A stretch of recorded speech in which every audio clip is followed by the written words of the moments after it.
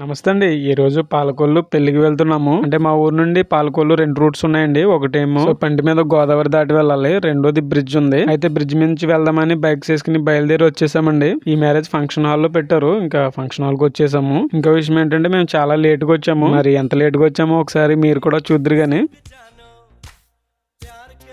So మన ఎదురుగా చూసారు కదండి, చైర్స్ అన్ని ఖాళీగా ఉన్నాయి. అంత లేట్ గా వచ్చామన్నమాట. సో ఇంతకీ మ్యారేజ్ ఎవరిదో చెప్పలేదు. మన ఎదురుకుండా నడుచుకుంటూ వస్తున్నారు కదా, వాళ్ళ సిస్టర్ అనమాట. సో అర్థమయ్యేలా చెప్పాలంటే మా ఫ్రెండ్ వాళ్ళ సిస్టర్ది ఈ మ్యారేజ్. అంటే ఈయన మన పక్కన కూర్చున్నారు కదా, నా ఫ్రెండ్ అనమాట. స్టేజ్ నుండి కిందకి దిగేశారు పెళ్లి కొడుకు పెళ్లి కూతురు. ఇంకా వెళ్ళిపోవడానికి రెడీగా ఉన్నారనమాట. ఇంకా మ్యారేజ్ కి వచ్చాం కదండి, ఇంకా కాసేపు లోపలికి కూర్చుని ఫోన్ చేద్దామని వెళ్ళాము. ఏది పెట్టినా తినేయాలండి మరి, ఎందుకంటే లేట్ కి వచ్చాం కదా. అరేంజ్మెంట్స్ అన్ని బాగానే చేశారు. ఫంక్షన్ హాల్ కూడా బాగుందండి. కాకపోతే మేము పెళ్లి చూడలేకపోయాము. ఇవ్వండి మరి ఈ రోజు పెళ్లి విశేషాలు.